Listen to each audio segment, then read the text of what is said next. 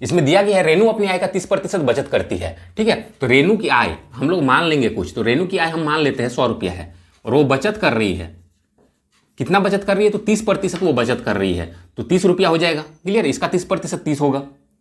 तो खर्च कितना होगा ये भी हम लोग निकाल लेंगे। 100 रुपया में 30 रुपया अगर बचत कर रही है तो खर्च कितना हो जा रहा है, 70 रुपया खर्च हो जा रहा है। यदि उसकी बचत 30% बढ़ जाती है और व्यय 25% बढ़ जाता है, ठीक है, यदि उसकी बचत जो है 30% बढ़ जाती है तो बचत इतना है, इसका 30% बढ़ा देंगे, तो 30% निकालना बहुत ही आसान है, ठीक है। इसका पार्ट 1 का वीडियो में आप लोग देखिएगा तो उसमें हमने बताया हुआ है किसी क्वेश्चन में। तो देखिए इसका 30% कैसे निकालेंगे, तो सबसे पहले 10% निकालेंगे। तो 10% निकालने के लिए एक के इधर पॉइंट देते ही हम लोग का 10% निकल के आ जाता है, तो पॉइंट के बाद जीरो कोई वैल्यू नहीं, ये होगी हम लोग का 10%। 30% के लिए क्या होगा, 3 से गुना, ठीक है। 20% के लिए 2 से गुना, 30% के लिए 3 से गुना, 40% के लिए 4 से गुना, इस तरीके से हम लोग करते जाएंगे। तो 3 3 जा 9 हो जाएगा, तो 9 इसमें बढ़ गया तो कितना हो जाएगा, ये 39। और खर्च जो है, ठीक है, व्यय 25% बढ़ जाता है, व्यय मतलब खर्च, ठीक। तो खर्च हो रहा है 25% बढ़ जा रहा है, तो खर्च 25% बढ़ जा रहा है, तो 25% हम लोग निकालना बहुत ही आसान तरीके से निकाल सकते हैं। कैसे निकालेंगे, तो 25% निकालने के लिए 4 से बस डिवाइड करेंगे, तो इसका 4 से डिवाइड करते ही हम लोग को 25% निकल के आ जाएगा। तो डिवाइड कर देते हैं, देखिए 4 1 जा 4, 3 बचा, तो ये 30 हो गया, ठीक है। 4 7 जा 28, फिर बचा हम लोग का 2, फिर 4 5 जा 20, मतलब 17.5 इतना क्या हो रहा है, बढ़ रहा है। तो इसको ऐड कर देंगे तो कितना हो जाएगा, 87.5। क्लियर। अब देखिए उसका आय कितना हो जाएगा, तो यहाँ बोला गया है तो रेनू की आय में हुई प्रतिशत वृद्धि कितना है। तो पहले हम लोग आय निकाल लेते हैं कि उसका आय आखिर हुआ कितना। तो देखिए खर्च इतना है और बचत इतना है, तो आय कितना होगा, देखिए खर्च और बचत को ऐड करते ही हम लोग आय निकल के आ जाते हैं। यहाँ पे देख लिए 70 और 30 को ऐड करते ही 100 आ जा रहा है। इसका मतलब क्या, ये दोनों को ऐड करते ही हम लोग का ये वाला आय आ जाएगा। तो 39 और 87.5, ठीक है, इसको ऐड करेंगे तो हम लोग का हो जाएगा 126.5, इतना हो जाएगा। तो यहाँ पे यही बोला गया है रेनू की आय में हुई प्रतिशत वृद्धि। तो आय में देखिए कितना बढ़ रहा है, 100 से 126 हो गया, तो कितना बढ़ा, 26.5 बढ़ा। कितना से बढ़ा, 100 से बढ़ा। क्लियर है, इतना था, इससे ये बढ़ा, तो इसको नीचे लिखेंगे हम लोग। परसेंट में चेंज करने के लिए 100 से मल्टीप्लाई, 100 कैंसिल हो जाएगा, तो कितना हुआ 26.5%, ये हम लोग का आंसर हो जाएगा। नेक्स्ट क्वेश्चन देखिए, इसमें दिया गया है एक व्यक्ति अपनी आय का 28% बचाता है। इसका मतलब उसका आय हम लोग मान लेंगे कुछ, तो उसका आय हम लोग मान लेते हैं 100 रुपया है, ठीक है, और वो बचत करता है कितना, 28%, मतलब 100 का 28% 28 हो जाएगा। क्लियर। तो खर्च कितना हो जाएगा, दोनों हम लोग निकाल लेंगे, बचत भी और खर्च भी। तो खर्च कितना होगा, इससे इसको माइनस कर दीजिए, तो हो जाएगा हम लोग का 72। मतलब 100 रुपया में से 28 रुपया वो बचत करता है, तो खर्च कितना कर रहा है, 72 रुपया वो खर्च कर दे रहा है। उसकी आय में 20% की वृद्धि होती है, आय इतना है 100, इसमें क्या हो रहा है 20% बढ़ रहा है, तो इसका 20% कितना होगा, 20 हो जाएगा। बढ़ रहा है इसका मतलब क्या, ऐड कर देना है, तो 120 हो जाएगा। अब बोल रहा है उसकी व्यय में 5% की कमी होती है, तो व्यय मतलब क्या, खर्च, खर्च इतना है, इसमें 5% की कमी होता है, तो इसका 5% निकालेंगे। तो देखिए 72 है, इसका पहले 10% निकालेंगे। तो 10% निकालने के लिए एक के इधर पॉइंट देते हैं हम लोग का 10% निकल जाएगा, तो 10% हो गया 7.2, और 10% का आधा होता है 5%, तो इसका आधा कर दीजिए, 72 का आधा कितना हो जाएगा 36, एक को खाली पॉइंट दे दीजिए, ठीक है, तो मतलब 3.6। तो 3.6 क्या हो रहा है, व्यय में 5% की कमी होती है। तो कमी मतलब क्या, माइनस करना है। अब इसे इसको माइनस कर देंगे, ठीक है, तो अब कुछ नहीं, मतलब पॉइंट के बाद एक 0 लिख सकते हैं। तो 10 से 4 6 जाएगा तो 4 हो जाएगा, ये हो गया 11, 11 से 3 जाएगा तो 8, और ये कितना हो गया 6, तो 68.4 हो गया हम लोग का खर्च, ठीक है। तो बोला गया है तो उसकी बचत में x% की वृद्धि होती है, तो x का निकटतम मान ज्ञात कीजिए। तो देखिए अब बचत हम लोग इजीली निकाल सकते हैं। कैसे निकालेंगे, देखिए आय में से 100 रुपया में से, ठीक है, अगर 72 रुपया वो खर्च कर रहा है तो बचत कितना कर रहा है 28 रुपया। कैसे, इससे इसको माइनस करते ही ये वाला हम लोग को निकल के आ जाता है। उसी तरीके से इससे इसको माइनस कर देंगे, ठीक है, इनकम में से खर्च को माइनस कर देंगे तो बचत निकल के आ जाएगा। तो 120 में से इसको माइनस कर देना है, ठीक है, तो इसे इसको माइनस कर देंगे तो हम लोग का हो जाएगा, अब कितना हो जाएगा, पॉइंट के बाद कुछ नहीं, मतलब एक 0 है। देखिए लिख के घटा लेते हैं, 120 है और यहाँ पे 68.4 है, इसे इसको माइनस करिए, पॉइंट एक 0 कितना हो जाएगा 6, और यहाँ पे हो जाएगा 9 से 8 जाएगा तो 1 हो जाएगा, ये 11 से 6 जाएगा तो 5 हो जाएगा, 51.6। तो 51.6 इसका कितना हो गया, बचत हो गया। अब यहाँ पूछा ही गया है उसकी बचत में x% की वृद्धि होती है, तो x का निकटतम मान ज्ञात कीजिए, तो x का मान निकालना है, ठीक है। तो देखिए x में कितना प्रतिशत वृद्धि हुआ, कितना बढ़ा, वो हम लोग को देखना है। तो इसे इसको माइनस करते ही हम लोग को पता चल जाएगा। क्लियर, 51.6 से इसको माइनस कर देंगे तो हम लोग को पता चल जाएगा। तो इसे इसको माइनस करेंगे तो देखिए 6 हो जाएगा। क्लियर, अब यहाँ से एक कैरी लेंगे तो कितना हो जाएगा 11, 11 से 8 जाएगा 3 हो जाएगा, ये हो गया 4, 4 से 2 जाएगा तो 2, तो 23.6 बढ़ा। 23.6 बढ़ा। किससे बढ़ा? 28 से बढ़ा। परसेंट में चेंज करने के लिए 100 से मल्टीप्लाई कर दीजिए। अब पॉइंट हटेगा तो यहाँ पे 0 हो जाएगा। अब देखिए 0 से 0 कैंसिल हो जाएगा। 2 का टेबल में ये 14, 2 का टेबल में ये 5। अब देखिए 2 का टेबल में ये 7 बार में चल जाएगा। 2 का टेबल में ये कटेगा, 2 1 जा 2, 2 1 जा 2, 1 बचेगा, 2 8 जा 16। अब बस मल्टीप्लाई करना है तो 5 8 जा 40 का 0 कैरी 4 हो गया, 5 1 जा 5 और 4 9 हो गया, 5 1 जा 5 तो 590/7। इससे इसको डिवाइड करेंगे आंसर आ जाएगा। तो 7 8 जा 56 बचेगा हम लोग का कितना? 3 बच गया, ठीक है 30 हो गया। 7 4 जा 28, फिर बचेगा हम लोग का 2, फिर 7 2 जा 14 बचेगा हम लोग का 6, 7 8 जा 56 तो इतना आएगा, ठीक है। तो इसको अप्रॉक्स में हम लोग कितना लिख सकते हैं?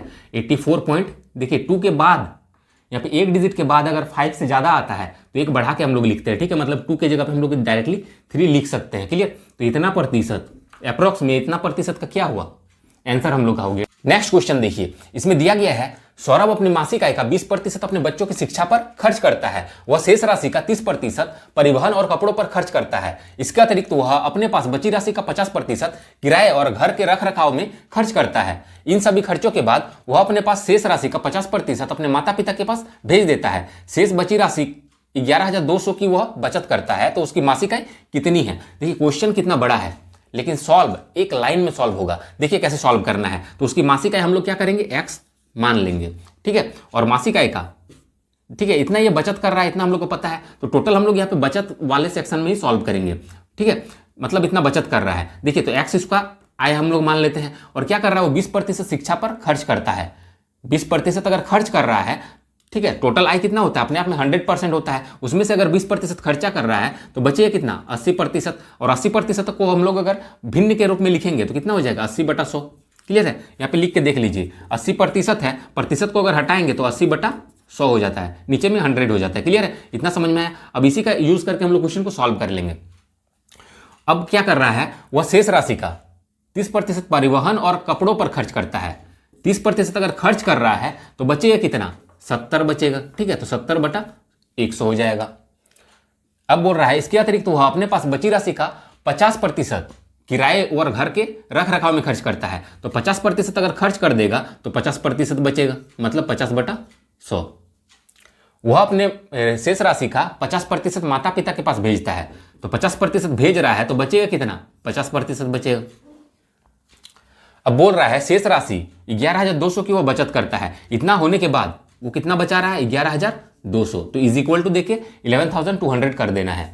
तो उसकी मासिक बचत मासिक आय कितनी है? तो मासिक आय क्या माने हम लोग? x। तो जो x का वैल्यू होगा वही हम लोग का आंसर हो जाएगा। अब सॉल्व कर लेते हैं। देखिए यहाँ पे थोड़ा सा कैलकुलेशन कर लेते हैं। 0 0 कैंसिल हो जाएगा, यहाँ पे भी 0 कैंसिल और यहाँ पे भी कैंसिल हो जाएगा। देखिए 5 का टेबल में 2 बार में चल जाएगा, 5 का टेबल में ये भी 2 बार में चल जाएगा और कटने वाला है नहीं। अब इसको उस पार कर देते हैं। तो x इज इक्वल टू कितना हो जाएगा? 11,200। और ये सब नीचे में है, ऊपर चल जाएगा इधर आके। तो कितना होगा? 10 × 2 × 2 और ये सब नीचे में आ जाएगा, मतलब 8 × 7। अब डिवाइड करिए, आंसर आ जाएगा। तो देखिए 7 का टेबल में ये कट जाएगा, 7 1 जा 7, 4 बचा, 7 6 जा 42, 2 0। अब काटिए, देखिए 2 2 जा 4, 4 2 जा 8 हो जा रहा है। अब 2 का टेबल में ये 2 8 जा 16, 2 0। तो कितना हुआ? 800 × 10 × 10 कितना हो जाएगा? 80,000। क्लियर है? ये हम लोग का आंसर हो जाएगा। नेक्स्ट क्वेश्चन देखिए, इसमें दिया गया है सुशांत के पास जो धन था उसमें से उसने 30% अपनी पत्नी को दे दिया। अपने 2 पुत्रों में से प्रत्येक को अपने शेष राशि में से 18% दिए और शेष बची राशि की 3/4 विविध मदों में खर्च हुई और 19,600 की राशि वो बैंक में जमा कर दिया। तो आरंभ में सुशांत के पास कितनी राशि थी? ठीक है, तो ये भी क्वेश्चन पिछले क्वेश्चन के जैसे ही सॉल्व होगा। तो आरंभ में सुशांत के पास कितनी राशि थी? तो मान लेंगे कि x रुपया उसके पास था। अब वो क्या किया? सुशांत के पास जितना भी धन था उसमें से 30% अपनी पत्नी को दे दिया। तो 30% दे दिया तो बचेगा कितना? 70%। तो 70% मतलब क्या? 70/100। क्लियर है? अब बोल रहा है अपने 2 पुत्रों में से प्रत्येक को अपने शेष राशि में से 18% दिए। ठीक है, तो 18% दे रहा है किसको? अपने 2 पुत्रों में से प्रत्येक को दे रहा है 18%। मतलब 2 पुत्र है और हर एक को कितना दे रहा है? 18%। मतलब 18 दूने 36 हो जाएगा क्योंकि 2 पुत्र है। तो 36% अगर दिया तो बचेगा कितना उसके पास? तो 36% दिया, इसका मतलब क्या? 64% बचेगा, मतलब 64/100 बचेगा। अब बोल रहा है अब शेष बची राशि की 3/4 विविध मदों में खर्च हुई। ठीक है, 3/4 का मतलब समझिए, 3 चौथाई मतलब 3/4। अब 3 चौथाई में से मतलब 4 में से 3 वो क्या कर रहा है, खर्च कर रहा है विविध मतों में। 4 में से 3 वो खर्च कर रहा है विविध मतों में से, तो बचेगा कितना, 4 में से 3 खर्च करेगा तो 4 में से 1 बचेगा, मतलब 1/4 बचेगा। बचेगा कितना, 1/4। क्लियर है, इतना समझ में आया। अब बोल रहा है कि 19,600 की शेष राशि को बैंक में जमा कर दिया गया। इतना करने के बाद उसके पास कितना बचा, 19,600 का जो राशि बचा उसको उसने क्या किया, बैंक में जमा कर दिया। तो सुशांत के पास कितनी राशि थी, तो कितनी राशि थी, x।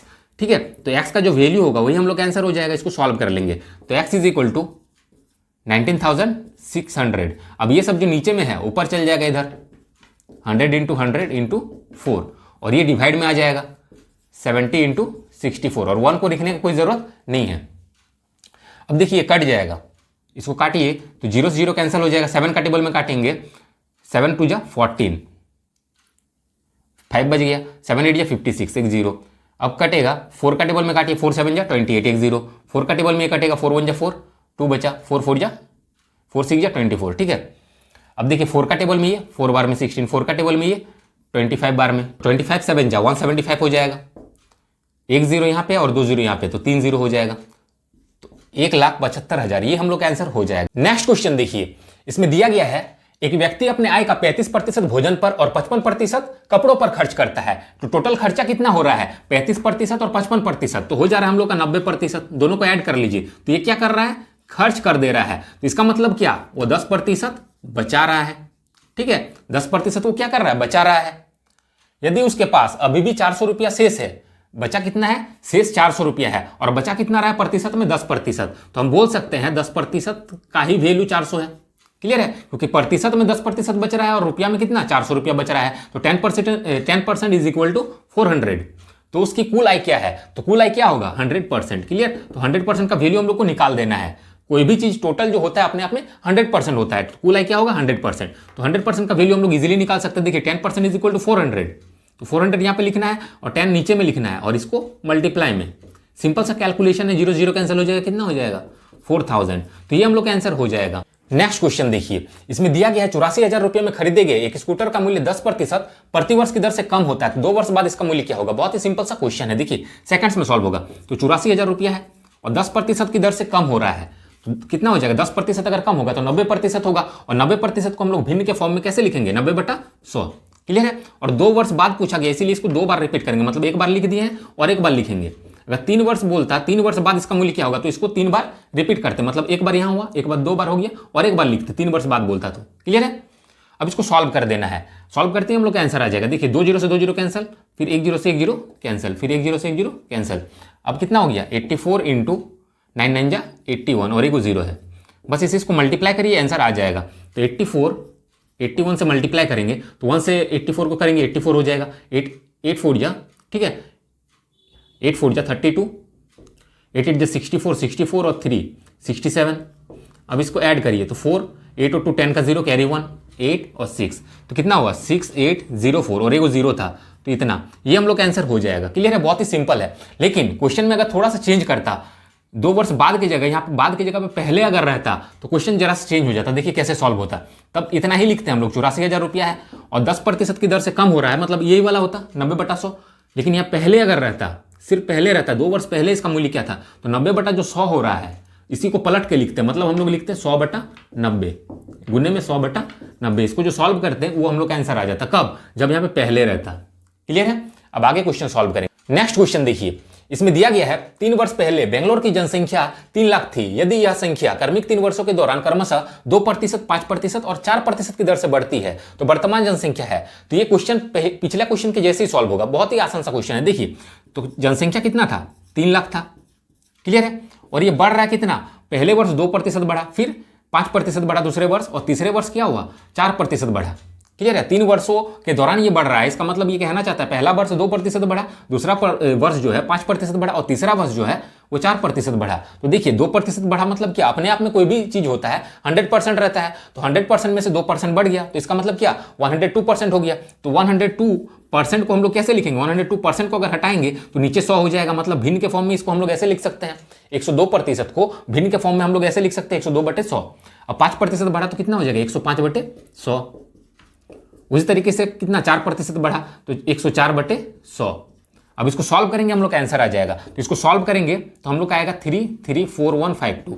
ठीक है, कैलकुलेशन थोड़ा सा इसमें होगा लेकिन आंसर इतना आएगा। परफेक्टली अगर कैलकुलेशन करना है, लेकिन इसको हम और एक ट्रिक बता रहे हैं, उसमें आप लोगों का अप्रॉक्स आंसर आ जाएगा, लेकिन सही तरीका यही है। आप अप्रॉक्स में आप देख लेते हैं कि इसको कैसे सॉल्व करना है। तो देखिए, इसको अगर अप्रॉक्स में आंसर लाना चाहें तो हम लोग क्या करेंगे, इसको ऐड कर लेंगे। इसको ऐड कर लेंगे 2%, 5%, कितना हुआ 7%, 7 और 4 11%। तो 11% से थोड़ा ज़्यादा होगा पॉइंट में। ठीक है, 11% हो सकता है 11.25 हो, 11.35 हो, 11.45 हो। क्लियर, इस तरीके से आएगा अप्रॉक्स में। तो हम 11 ले लेते हैं, तीनों को ऐड किए 2 और 5 7, 7 और 4 11। तो 11% इसमें बढ़ा देना है। तो कितना हो जाएगा, इतना है 3 लाख। 11% ओवरऑल बढ़ रहा है तो 100% तो रहता ही है, 100 में 11 बढ़ जाएगा तो कितना हो जाएगा 111%। तो 111% को भिन्न के फॉर्म में लिखेंगे तो 111/100 हो जाएगा। अब इसको सॉल्व करेंगे तो 0 से 0 कैंसिल, बस मल्टीप्लाई करिए तो 3 1 जा 3, फिर 3 1 जा 3, फिर 3 1 जा 3, कितना हुआ 3 को 0। अब इसके अप्रॉक्स में देखिए कौन सा आंसर है, इसके जस्ट एकदम करीब करीब, इससे थोड़ा सा ज्यादा होगा। हम बोले कि 11 हुआ तो 11 पॉइंट समथिंग कुछ होगा, तो इसका मतलब क्या 11 पॉइंट समथिंग यहाँ पे कुछ होता। हम अगर परफेक्ट वैल्यू लेके सॉल्व करते हैं तो इसका क्या होता, इससे थोड़ा सा ज़्यादा होता। तो इससे थोड़ा सा ज़्यादा देखिए ऑप्शन में, तो ये बहुत ज़्यादा है। ठीक है, ये भी बहुत ज़्यादा है। यहाँ पे देखिए 33 है। ठीक है, यहाँ पे भी देखिए, ठीक है 3,34,152 है, और यहाँ पे 3,33,000 है, और 3,34,000 है। क्लियर, और यहाँ पे 3,35,000 है। तो इससे थोड़ा सा ज़्यादा देखेंगे तो ये हो रहा है, उससे ज़्यादा ये है। क्लियर, तो इससे थोड़ा सा ज़्यादा ये वाला हो रहा है, तो हम लोग का ऑप्शन सी आंसर हो जाएगा। अगर हम लोग के पास टाइम नहीं है, ठीक है, एग्जाम में टाइम अगर कम बचा हुआ है तो हम लोग इस टाइप से सॉल्व कर सकते हैं अप्रॉक्स में। अगर परफेक्ट में आंसर चाहिए तो इस टाइप से हम लोग सॉल्व करेंगे। क्लियर, नेक्स्ट क्वेश्चन देखिए, इसमें दिया गया है 3 वर्ष पहले एक फ्लैट का मूल्य 65 लाख था। इसका मूल्य पहले, दूसरे और तीसरे वर्ष की समाप्ति पर क्रमशः 5%, 4% और 3% की दर से ह्रासित होता है। मतलब ह्रासित मतलब क्या, कमी हो रहा है। 5% पहला वर्ष में कम हुआ, दूसरा वर्ष में क्या हुआ 4% कम हो गया, और तीसरा वर्ष में 3% कम हो गया। ठीक है, तो फ्लैट का वर्तमान मूल्य कितना है, बहुत ही सिंपल क्वेश्चन है, पिछला क्वेश्चन के जैसे सॉल्व होगा। तो देखिए 65 लाख रुपया फ्लैट का दाम था। क्लियर है, अब वो क्या हो रहा है कि 5% घटा, तो 5% घटा का मतलब क्या 95% हो गया ये। तो 95% को हम लोग भिन्न के रूप में कैसे लिख सकते हैं 95/100।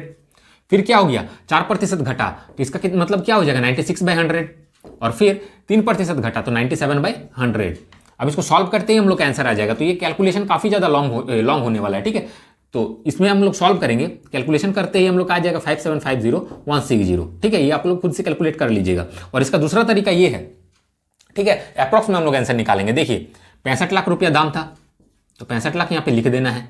ठीक है, और क्या करना है, इसको जोड़ देना है, ऐड करिए तो 5 और 4 9, 9 और 3 12, तो 12% क्या हो रहा है, कमी हो जा रहा है। तो 12% कमी, इसका मतलब क्या 100 में 12 घटा दीजिए, मतलब 88%।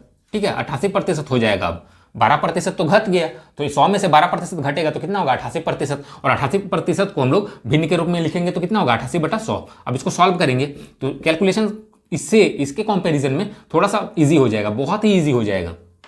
देखिए 2 0 से 2 0 कैंसिल हो जाएगा, तो 65 को 88 से गुना कर देना है, तो अब मल्टीप्लाई करते ही हम लोग का आंसर आ जाएगा। देखिए कितना है 65 और 88 से मल्टीप्लाई करिए तो 8 5 जा 40, 8 6 जा 48, 48 और 4 52, फिर इतना ही हो जाएगा 520।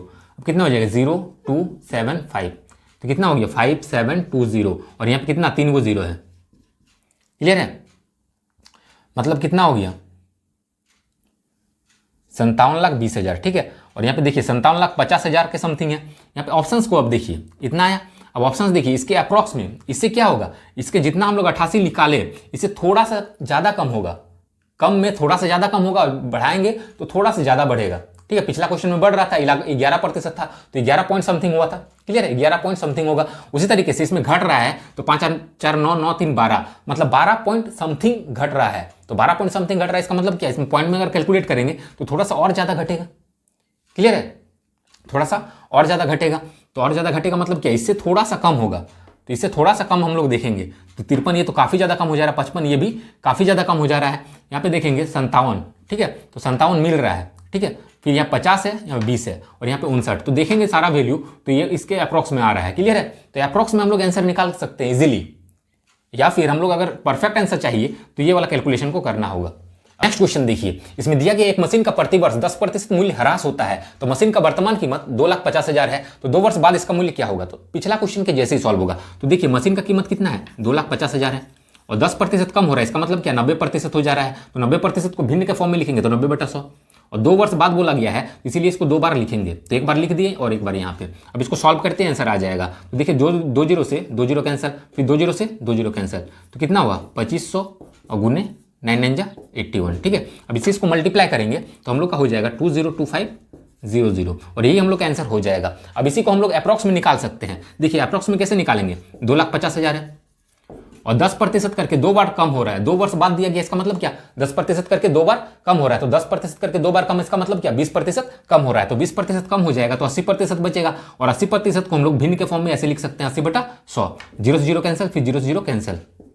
अब क्या होगा 25 8 200 और कितना 3 गो 0, तो देखेंगे 2 लाख से थोड़ा सा अब ज्यादा होगा। ठीक है, 2 लाख से एकदम करीब करीब, इसका एकदम करीब करीब देखेंगे तो ऑप्शन सी में देखेंगे तो इसका एकदम अप्रॉक्स में करीब करीब है, तो हम लोग का ऑप्शन सी हो जाएगा। क्लियर, तो अप्रॉक्स में निकालना है तो ये तरीका यूज करिए और अगर परफेक्ट आंसर निकालना है तो ये तरीका यूज करना है। नेक्स्ट क्वेश्चन देखिए, इसमें दिया गया है 3 उम्मीदवारों ने एक चुनाव लड़ा और उन्हें क्रमशः 1148, 7,624 और 11,628 वोट मिले, तो जीतने वाले उम्मीदवार को कुल मतों का कितना प्रतिशत मिला। ठीक है, तो सबसे पहले जो जीतेगा कौन, जिसके पास ज्यादा वोट होगा, सबसे ज्यादा वोट होगा वही जीतेगा। तो सबसे ज्यादा वोट इसके पास है, ये जीता। ठीक है, तो 11,628 वाला वोट ये वाला जीता। ठीक है, ये वाला कैंडिडेट जीत गया और ये जीता कितना, कुल मतों का कितना प्रतिशत ये बोला गया है। ये वोट जो है कुल मतों का कितना प्रतिशत है, तो कुल मत हम लोग निकालेंगे, मतलब इस तीनों को ऐड करेंगे तो हम लोग आ जाएगा 20400 और इसको परसेंट में कन्वर्ट करने बोला गया, कितना प्रतिशत है। ठीक है, तो इसको प्रतिशत में कन्वर्ट करने के लिए 100 से मल्टीप्लाई कर दीजिए, क्योंकि ये भिन्न है, भिन्न को प्रतिशत में चेंज करने के लिए 100 से मल्टीप्लाई, तो 2 0 से 2 0 कैंसिल। अभी छोटा सा कैलकुलेशन है। ठीक है, इसी इसको डिवाइड करेंगे तो हम लोग का हो जाएगा 57 बार में ये कट जाएगा, तो 57%, ये हम लोग का आंसर हो जाएगा।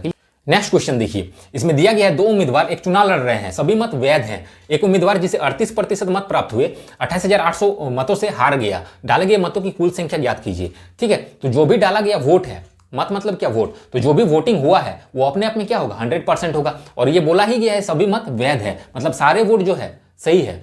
ठीक है, कोई वोट गलत नहीं पड़ा है, मतलब सारे वोट का वैल्यू है, सारे वोट काउंट हुए हैं। तो डाले गए वोट का कुल संख्या हम लोग को पूछा गया, तो कुल संख्या मानेंगे हम लोग कितना 100%। क्लियर, तो कुल संख्या कितना है, कुल 100% है। 100% वोटिंग में से हारने वाले उम्मीदवार को कितना मिला 38%, जो हारा उसको कितना मिला 38%। इसका मतलब क्या, जीतने वाले उम्मीदवार को कितना मिला होगा, जीतने वाले उम्मीदवार को मिला होगा कितना 62%। अब बोलिए कि ये कहां से आया, हारने वाला अगर 38% मिला, इसका मतलब क्या बाकी जो बच्चा 100% में से वो जीतने वाले को मिला, तो इससे इसको माइनस कर दीजिए, पता चल जाएगा। क्लियर, तो 38% हारने वाले को मिला और जीतने वाले को 62% मिला, इतना पता चला। अब जो हारा है वो 28,800 वोटों से हारा है, तो कितना परसेंट से हारा वो भी हम लोग देख लेंगे। इसे इसको माइनस करेंगे तो हम लोग का होगा 24%। 24% ये क्या हुआ, कम लाया, और वोट कितना है, इससे 24% कम वोट लाया, 24% कम लाया। ठीक है, परसेंट में, और वोट कितना कम मिला 28,800 वोटों से हार गया, इसका मतलब क्या 28,800 वोट वो कम लाया।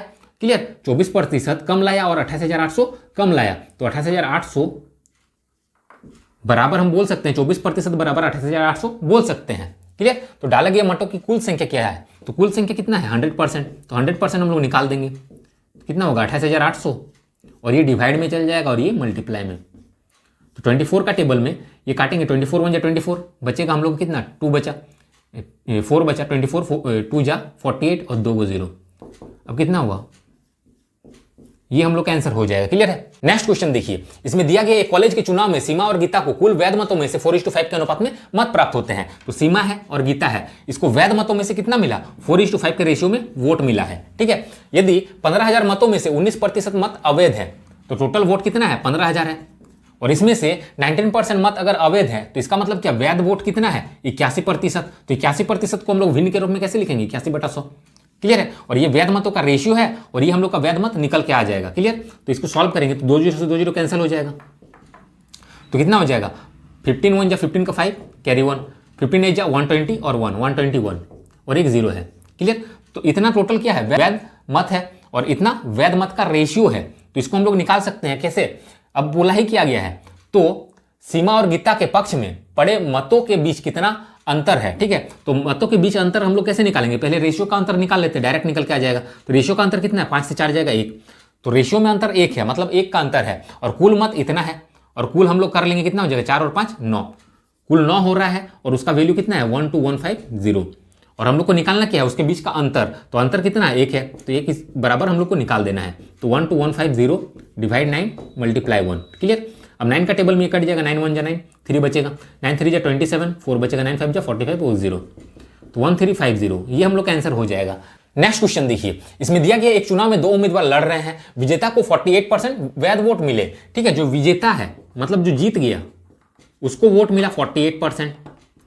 अब बोल रहा है उसके प्रतिद्वंदी को 34% वैध वोट मिले और वह 21,000 वोटों से चुनाव हार गया। देखिए उसके प्रतिद्वंदी मतलब क्या, उसका जो एकदम नेक्स्ट करीब करीब था, ठीक है, जो जीतने वाला ही था, मतलब जो हारा जस्ट उसके करीब में, तो जो हारा उसको मिला कितना 34% वैध वोट मिला, क्लियर। और वह 21,000 वोटों से चुनाव हार गया। 21,000 वोट से चुनाव हार गया इसका मतलब क्या, वो 21,000 वोट उससे कम लाया, जीतने वाले से 21,000 वोट कम लाया, तभी वो चुनाव हारा है, ठीक है। तो वोट 21,000 कम लाया और परसेंट में कितना कम लाया देख लेंगे, तो जीतने वाले को 48 मिला और हारने वाले को 34, तो इसे इसको माइनस कर लेंगे, तो 8 से 4 जाएगा 4, 4 से 3 जाएगा 1, तो मतलब 14% कम मिला है, तभी वो हारा है। और 21,000 वोटों से हारा है, इसका मतलब क्या 21,000 वोट वो कम लाया है, इधर 14% कम हो रहा है और इधर 21,000 कम हो रहा है, तो हम बोल सकते हैं 14% इज इक्वल टू 21,000, क्लियर है। तो वोटों की कुल संख्या ज्ञात कीजिए, तो जितना भी वोटिंग हुआ होगा वो अपने आप में कितना होगा 100%, तो 100% का वैल्यू हम लोग को निकाल देना है, तो कितना हो जाएगा 21,000 डिवाइड में 14 और मल्टीप्लाई में 100। अब देखिए 14 का टेबल में काटिए, 14 1 जा 14 बचेगा हम लोग कितना 7, 14 5 जा 70, 2 को 0, तो 1500 फिर यहाँ पे 00, तो ये हम लोग का आंसर हो जाएगा, क्लियर है। 1,50,000 ये हम लोग का आंसर होगा। नेक्स्ट क्वेश्चन देखिए, इसमें दिया गया है एक चुनाव में एक उम्मीदवार को कुल वैध वोटों के 75% वोट प्राप्त हुए, यदि कुल वोटों के 25% वोटों को अवैध घोषित कर दिया गया और कुल वोटों की संख्या 5,60,000 है, तो उस उम्मीदवार के पक्ष में पड़े वैध वोटों की कुल संख्या ज्ञात कीजिए, ठीक है।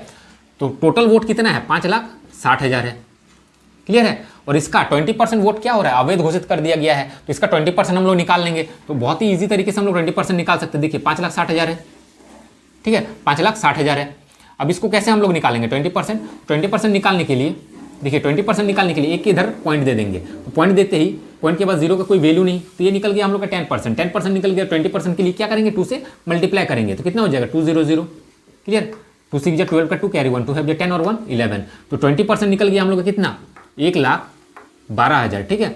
तो 1,12,000 वोट क्या हुआ अवैध घोषित कर दिया गया, तो इसे इसको माइनस कर देंगे, तो वैध वोट हम लोगों को मिल जाएगा। ये क्या है अवैध वोट है, तो अवैध वोट टोटल वोट में से अवैध को माइनस कर दे रहे हैं, तो वैध वोट मिल जाएगा, तो माइनस कर देते हैं, तो 0 0 0 हो जाएगा।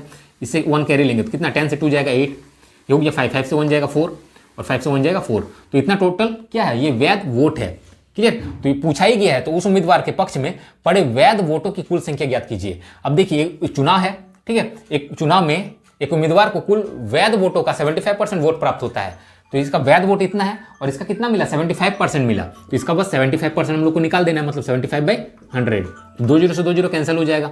अब मल्टीप्लाई करिए आंसर आ जाएगा, या फिर अभी कैंसिल मत करिए, 0 से 0 रहने दीजिए, इसको कैंसिल करिए।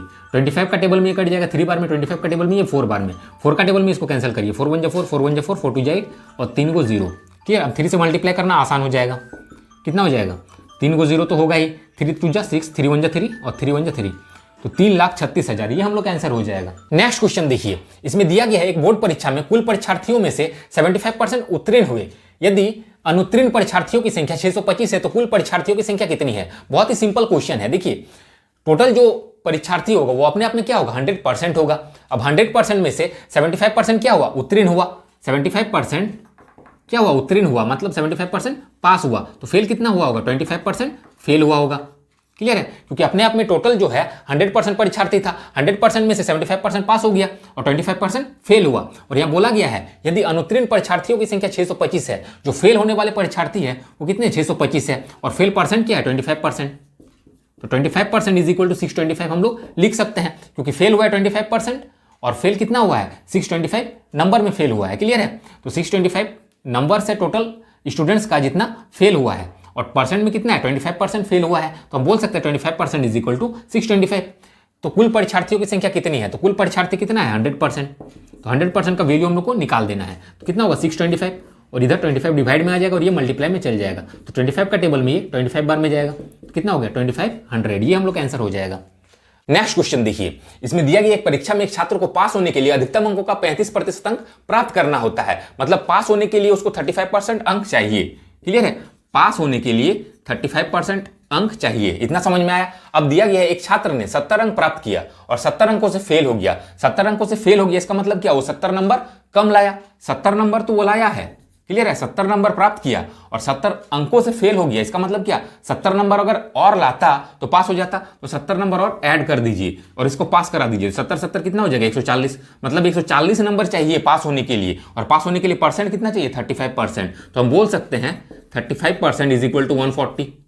तो परीक्षा में अधिकतम अंक है, तो अधिकतम अंक कितना हो जाएगा, 100%। क्लियर, तो 100% का वैल्यू हम लोग को फाइंड कर देना है। 140 ये डिवाइड में चल जाएगा और इधर वाला जो है मल्टीप्लाई में चल जाता है। 7 का टेबल में 5 बार में चल जाएगा, 7 का टेबल में ये 2 बार में 14, 1 0, 5 का टेबल में 4 बार में, तो 4 इंटू 100 400। तो अधिकतम अंक कितना होगा, 400। ये हम लोग का आंसर हो जाएगा। नेक्स्ट क्वेश्चन देखिए, इसमें दिया गया एक विद्यार्थी को एक परीक्षा में 24% अंक मिलते हैं तथा वह 56 अंकों से अनुत्तीर्ण होता है। यदि उसे 60% अंक मिलते हैं तो उसके अंक न्यूनतम उत्तीर्ण अंक से 70 अधिक होते हैं, तो परीक्षा के लिए अधिकतम अंक क्या है। देखिए बहुत ही सिंपल सा क्वेश्चन है और ये क्वेश्चन आप लोगों के लिए इंपॉर्टेंट भी है। तो देखिए जब भी ऐसा क्वेश्चन रहे हम लोग को लिखना है परसेंट वाला वैल्यू को। तो 24% लाया और 56 नंबर से फेल हो गया, तो नंबर यहाँ पे लिख लेते हैं। और क्या कर रहा है, 60% लाया और क्या कर रहा है, 70 नंबर से फेल हो जा रहा है। तो ऐसे क्वेश्चंस में नंबर को ऐड करेंगे और इसको डिफरेंस कर लेंगे, इसको माइनस कर लेंगे। तो 60 से 24 जाएगा, कितना हो जाएगा, 36। और ये दोनों को ऐड कर लेंगे तो कितना हो जाएगा, 126। तो हम लोग लिख सकते हैं अब 36%। क्लियर है, 36% इज इक्वल टू 126, ऐसे लिखेंगे। तो बोला गया परीक्षा के लिए अधिकतम अंक क्या है, तो अधिकतम अंक कितना होगा, 100%। तो 100% का वैल्यू हम लोग को निकाल देना है। तो 126 ये नीचे चल जाएगा और ये 100 मल्टीप्लाई में चल जाएगा। सिंपल कैलकुलेशन है। 9 का टेबल में 4 बार में, 9 का टेबल में 1 बार में 9, 3 बचा 9 4 जा 36। 2 का टेबल में 2 बार में, 2 का टेबल में 7 बार में, 2 से ये 50 बार में चल जाएगा। 7 5 जा 35 और एक 0 है, मतलब 350। ये हम लोग का आंसर हो जाएगा। नेक्स्ट क्वेश्चन देखिए, इसमें दिया गया एक परीक्षा में 34% प्रतियोगी गणित में तथा 42% प्रतियोगी अंग्रेजी में असफल होते हैं। यदि 20% प्रतियोगी दोनों विषयों में असफल होते हैं तो कितने प्रतिशत प्रतियोगी दोनों विषयों में सफल होते हैं। बहुत ही सिंपल क्वेश्चन है। इस क्वेश्चन को हम लोग वेन डायग्राम लेके सॉल्व करेंगे। देखिए तो वेन डायग्राम आप लोग को इस तरह से ड्रॉ कर लेना है और ये जो है ये क्या हो जाएगा, ये दोनों वाला हो जाएगा। क्लियर है, और इधर बोलेगा क्या बोला गया है, गणित बोला गया है, तो ये वाला हम गणित लिख लेते हैं। और एक में क्या बोला गया, अंग्रेजी बोला गया है, तो इधर अंग्रेजी लिख लेते हैं। अब सॉल्व करते हैं क्वेश्चन को, फिर से पढ़ेंगे और सॉल्व करेंगे। एक परीक्षा में 34% प्रतियोगी गणित में, ठीक है, तो गणित के बाहर साइड में हम लोग 34% लिख के रख लेंगे। और 42% प्रतियोगी अंग्रेजी में असफल होते हैं, तो अंग्रेजी के साइड में 42% लिख देंगे। यदि 20% प्रतियोगी दोनों विषय में असफल होते हैं, 20% दोनों में बोला गया है, तो 20% यहां पे लिख देंगे। और ये सब क्या है, असफल है। ये भी असफल हुआ है, ये भी असफल है और ये भी असफल है, तो कहीं पे भी असफल लिखने का जरूरत नहीं है।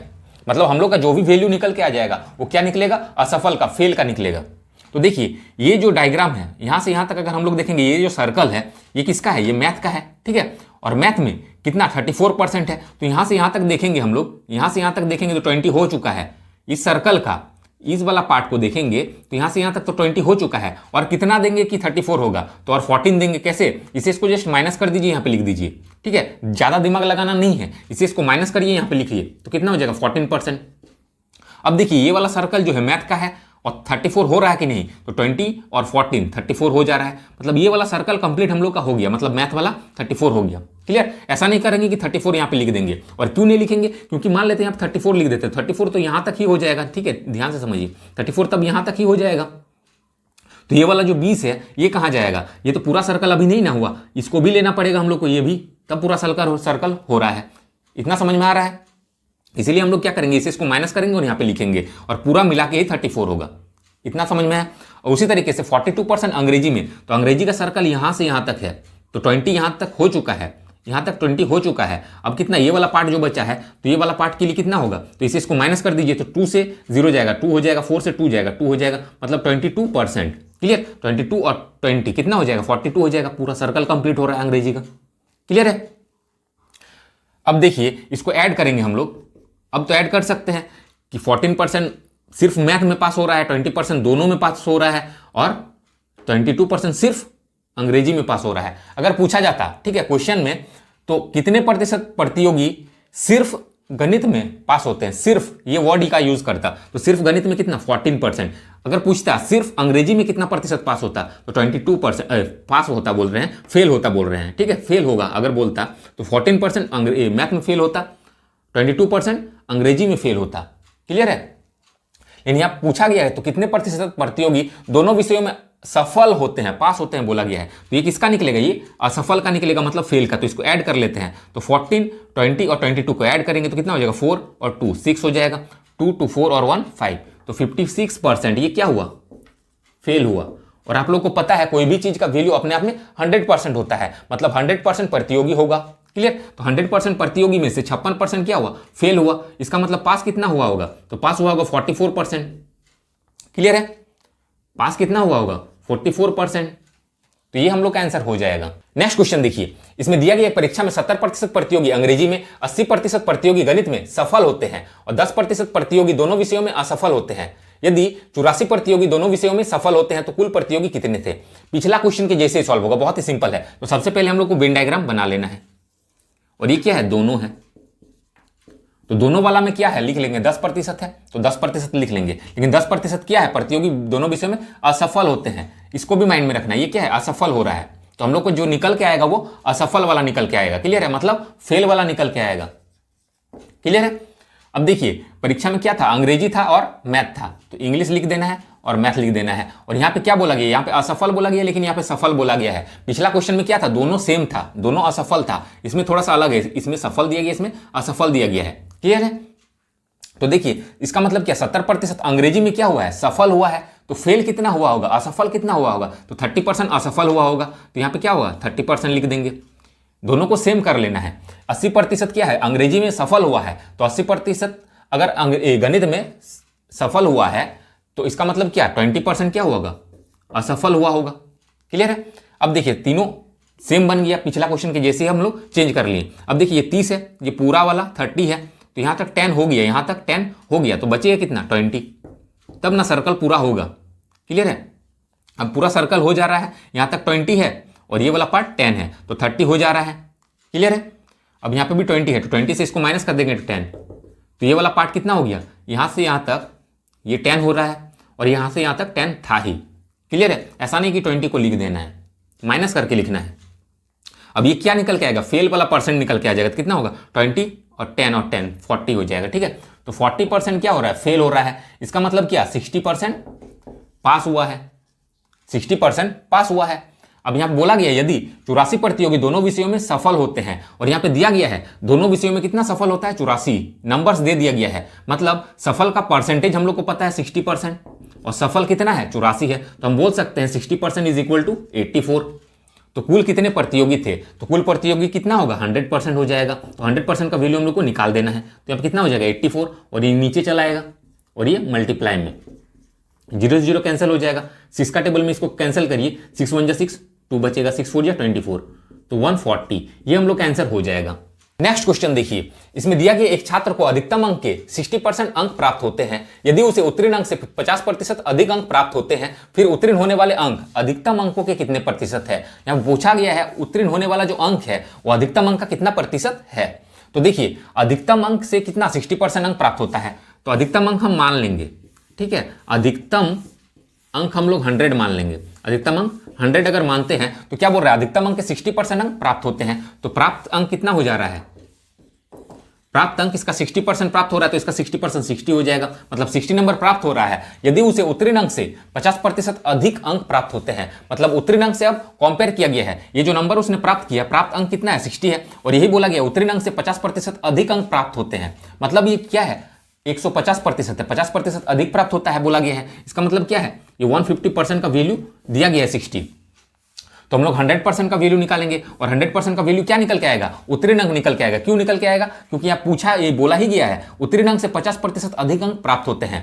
उत्तीर्ण अंक से 50% अधिक अंक प्राप्त होते हैं, तो उत्तीर्ण अंक कहीं ना कहीं 100% है, तब ना 50% अधिक है, तब ये 60 प्राप्त हुआ है, प्राप्त होते हैं, तो प्राप्त अंक 60 है, और ये कितना है?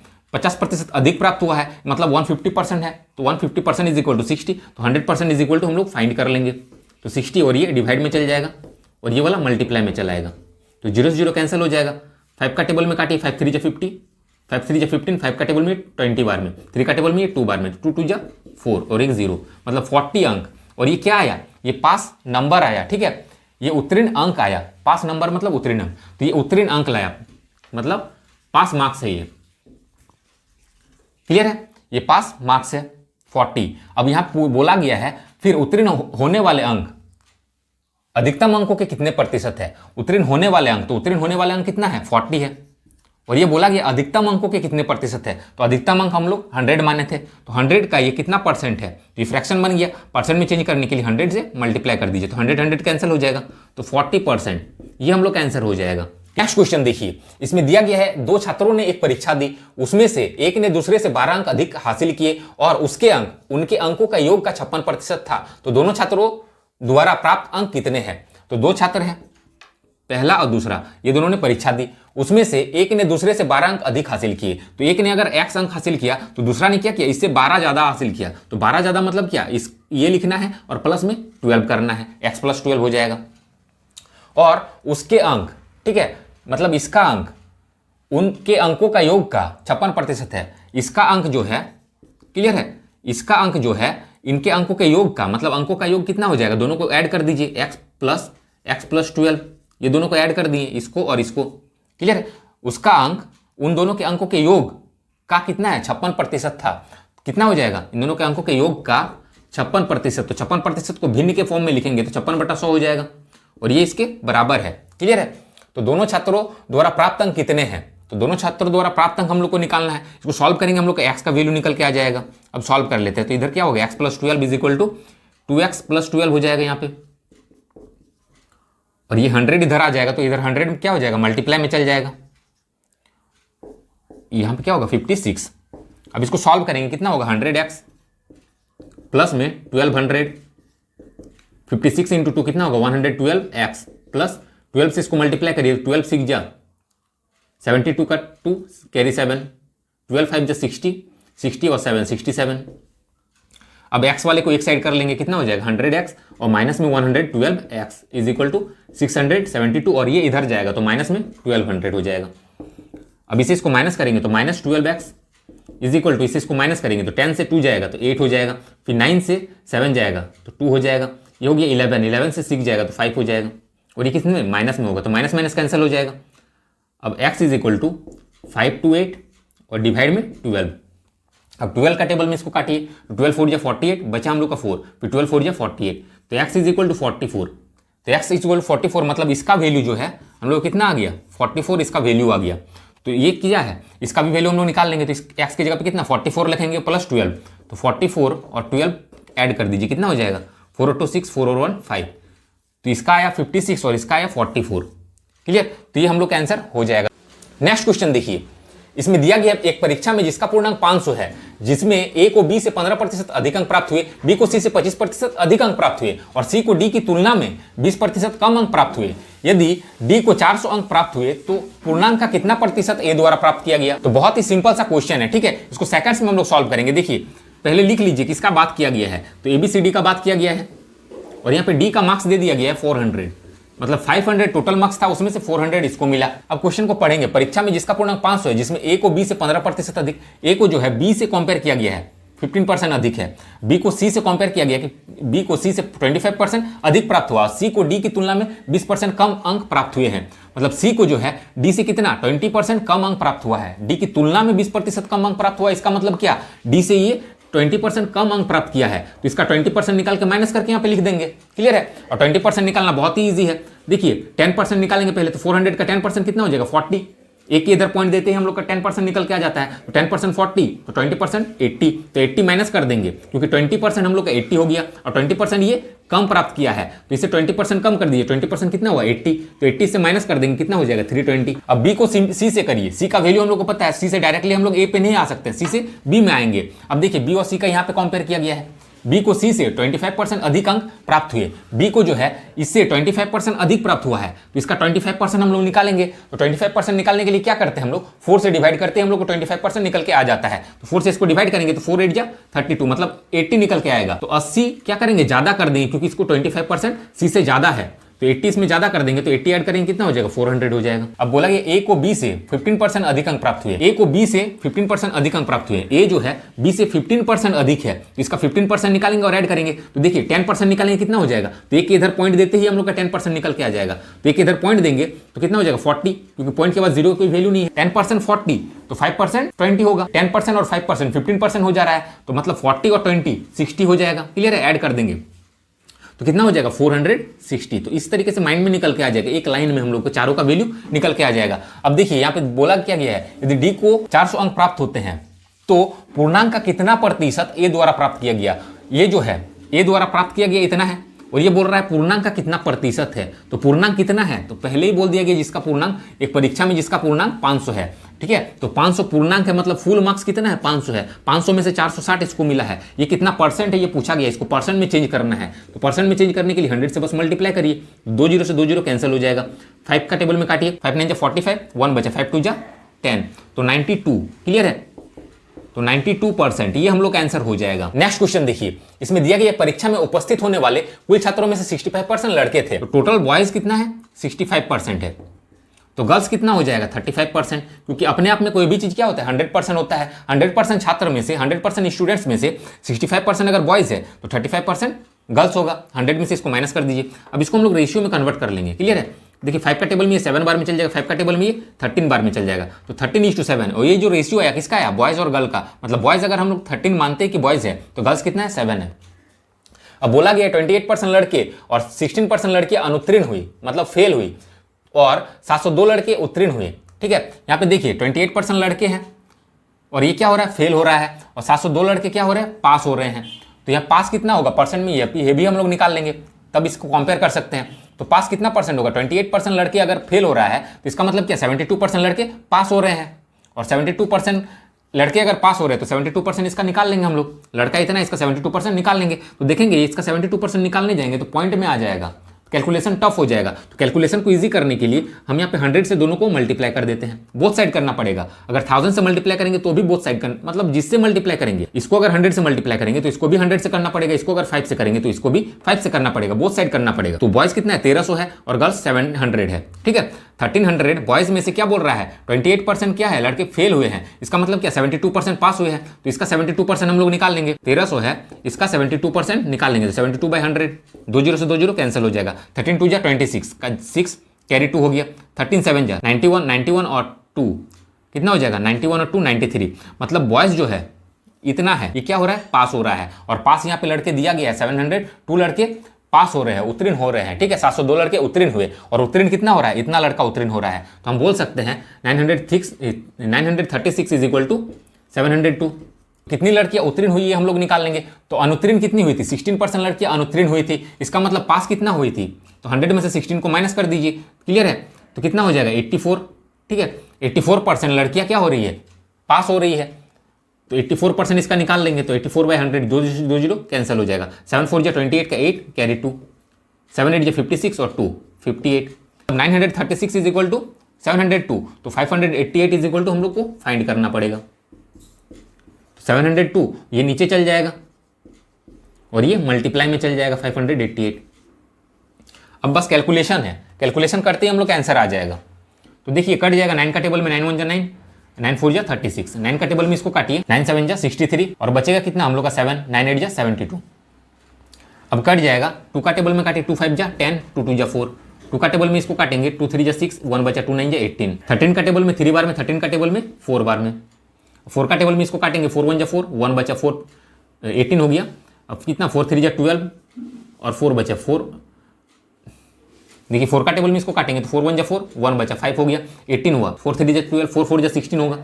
क्लियर, 4 4 16, 2 बचा, 4 का टेबल में 4 7 28। अब इसको मल्टीप्लाई करिए आंसर आ जाएगा, तो 3 7 21 का 1 कैरी 2, 3 2 3 4 12 और 2, 14 का 4 कैरी 1, 3 1 3 और 1 4, तो 441 ये हम लोग का आंसर हो जाएगा। नेक्स्ट क्वेश्चन देखिए, इसमें दिया गया यदि पेट्रोल की कीमत में 20% की वृद्धि हो जाती है, एक कार मालिक को अपनी खपत में कितने प्रतिशत की कटौती करनी होगी ताकि उसका खर्च पूर्ववत रहे।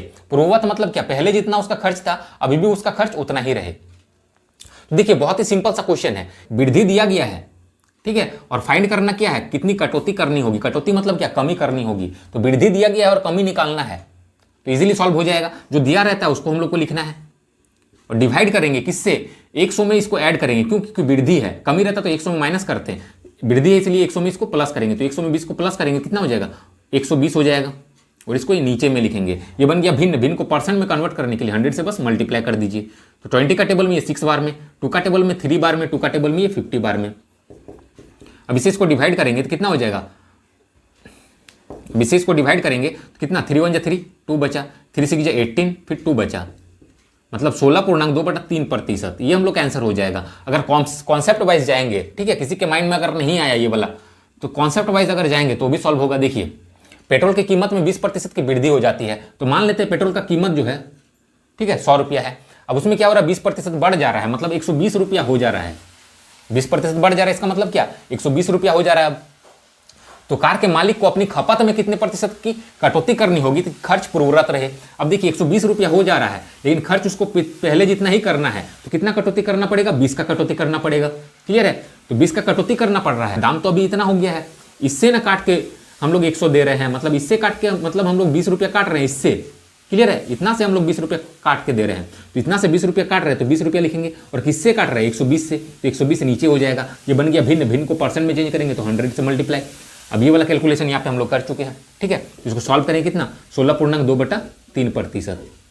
नेक्स्ट क्वेश्चन देखिए, इसमें दिया गया तेल की कीमतों में 20% की वृद्धि हुई। तो मान लेते तेल का कीमत 100 है, ठीक है, और 20% की वृद्धि हुआ, तो अब क्या हो रहा है, 120 रुपया हो जा रहा है। जबकि इस पर खर्च 15% बढ़ गया, इस पर खर्च क्या हो रहा है, 15% बढ़ जा रहा है। 100 रुपया की जगह अब वो खर्चा कितना कर रहा है, 115 रुपया वो खर्चा कर रहा है। 100 रुपया की जगह 115 रुपया वो क्या कर रहा है, खर्चा कर रहा है।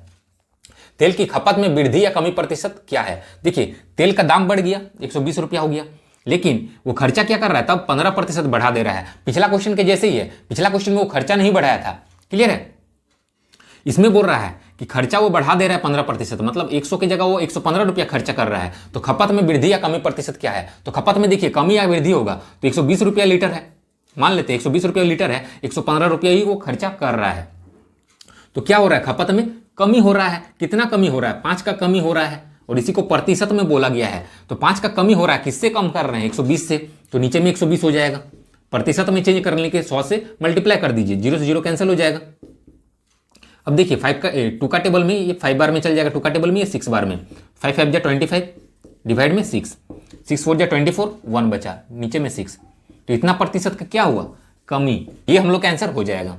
नेक्स्ट क्वेश्चन देखिए, इसमें दिया गया एक संख्या पहले 10% बढ़ाई जाती है और फिर 20% बढ़ाई जाती है, तो आरंभिक संख्या में कुल कितने प्रतिशत की वृद्धि हुई।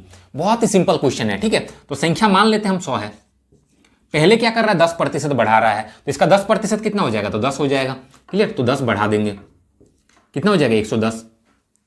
अब बोल रहा है फिर 20% बढ़ाई जाती है, अब क्या कर रहा है, 20% बढ़ाएंगे, तो 10% निकालेंगे, तो एक के इधर पॉइंट देते हैं हम लोग का 10% निकल के आ जाएगा, तो पॉइंट के बाद 0 कोई वैल्यू नहीं है, मतलब 10% कितना हुआ, 11, तो 20% कितना हो जाएगा, 22।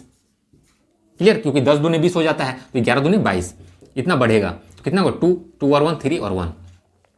तो आरंभिक संख्या में कुल कितने प्रतिशत की वृद्धि हुई, तो आरंभिक संख्या हम 100 माने थे और बढ़ के कितना हो गया, 132 हो गया। कितना बढ़ा, 32 बढ़ा। क्लियर है, तो 32 बढ़ा कितना में से, 100 में से, 100 था 132 हुआ, 32 बढ़ा किस में से, 100 में से, तो 100 नीचे चल जाएगा, भिन्न बन गया। इसको परसेंट में चेंज करने के लिए 100 से मल्टीप्लाई, 100 कैंसल, तो 32% का क्या होगा, वृद्धि हो गया। हम यहाँ पे देखिए समझाने के लिए 100 से किए, कोई ज़रूरी नहीं है करना, क्योंकि 100 लेके अगर मानेंगे तो जो भी वैल्यू आएगा वही उतना ही % हो जाएगा। और क्यों हो जाएगा, क्योंकि प्रतिशत का मतलब ही होता है 100 में से वो कितना है, ठीक है, प्रति 100 में वो कितना है, तो 100 में से 32 बढ़ा, तो डायरेक्टली हम बोल सकते हैं 32% का वृद्धि। क्लियर है, या फिर समझने के लिए हम लोग डायरेक्टली ऐसे भी सॉल्व कर सकते हैं कि 32 बढ़ा, कितना से बढ़ा, 100 से बढ़ा, तो 100 नीचे हो जाएगा। ये बन गया भिन्न, भिन्न को परसेंट में चेंज करने के लिए 100 से मल्टीप्लाई, सॉल्व कर देंगे तो 32% इतना बढ़ा। ठीक है, इसको और एक तरीका से हम लोग सॉल्व कर सकते हैं, देखिए कैसे, 10% बढ़ाया जाता है और फिर 20% बढ़ाया जाता है, तो 10% बढ़ाया जाता है तो +10, फिर 20% बढ़ाया जाता है तो फिर +20। क्लियर है, फिर प्लस प्लस प्लस हो जाएगा। अब यहां से ट्रिक स्टार्ट होता है, प्लस प्लस प्लस हो जाएगा। अब ये दोनों को मल्टीप्लाई करेंगे 10 × 20 और डिवाइड में करेंगे 100। ध्यान से समझिए, ये दोनों को लिखे, इतना तक तो कोई क्लियर डाउट नहीं है। अब दोनों साइन को ऐड करेंगे मतलब मल्टीप्लाई करेंगे तो प्लस प्लस प्लस हो जाएगा, दोनों साइन को मल्टीप्लाई करेंगे तो प्लस हो जाएगा। अब मल्टीप्लाई में लिखेंगे, दोनों को मल्टीप्लाई में लिख देना है और डिवाइड में 100 कर देना है। अब देखिए जो 2 जीरो से 2 जीरो कैंसिल हो जाएगा। अब कितना हुआ +10 +20 और प्लस में 2 1 जा 2। अब इसको ऐड करेंगे, देखिए 10 और 20 30 हो गया और 2 32 और ये किस में आया प्लस में, तो 32% क्या होगा वृद्धि होगा। क्यों वृद्धि होगा, जब भी प्लस में आएगा तो क्या होगा वृद्धि होगा, और यही साइन अगर माइनस में आएगा तो कमी होगा। तो इतना आंसर हम लोग का हो जाएगा। नेक्स्ट क्वेश्चन देखिए, इसमें दिया गया राम का वेतन 10% घटा दिया गया, फिर घटाया गया वेतन 10% बढ़ा दिया गया, तो उसका नया वेतन पुराने वेतन की तुलना में क्या है। बहुत ही सिंपल क्वेश्चन है और ये क्वेश्चन पिछला क्वेश्चन के जैसे ही सॉल्व होगा। देखिए 100 रुपया हम मान लेते वेतन है, ठीक है, और 10% वेतन को घटा दिया गया तो 10% इसका 10 हो जाएगा। एक के इधर पॉइंट देते हैं हम लोग का 10% निकल के आ जाएगा, और 100 का कितना भी प्रतिशत निकालेंगे उतना ही होता है। मतलब 100 का 10% 10 होगा, 100 का 20% 20 होगा, 100 का 5% 5 होगा। इस तरीके से 10% घटा दिया गया तो इसका 10% 10 होगा, माइनस कर दीजिए कितना हो जाएगा 90 हो जाएगा। फिर घटाया गया वेतन 10% बढ़ा दिया गया, अब इसका 10% क्या करेंगे बढ़ाएंगे, तो इसका 10% निकालेंगे, तो 10% निकालने के लिए क्या एक के इधर पॉइंट देते हैं हम लोग का 10% निकल के आ जाएगा। 90 है, एक के इधर पॉइंट देते ही 10% निकल के आ जाएगा। पॉइंट के बाद जीरो कोई वैल्यू नहीं, मतलब 10% कितना हुआ 9, ये बढ़ा दिया गया तो कितना हुआ 99 हो गया। तो उसका नया वेतन पुराने वेतन की तुलना में क्या है, नया वेतन ये हो गया और पुराना वेतन ये है। तो नया वेतन जो है पुराने वेतन की तुलना में क्या है, एक कम है। पुराने वेतन की तुलना में क्या हो रहा है, एक कम हो रहा है, ठीक है। तो वही बोल रहा है कि क्या है, तो इसको परसेंट में पूछा गया है तो क्या है 1% कम है। क्लियर है, नया वेतन जो है पुराने वेतन की तुलना में क्या है 1% कम है। अब 1% कैसे लिख दिया हम डायरेक्टली, एक कम है।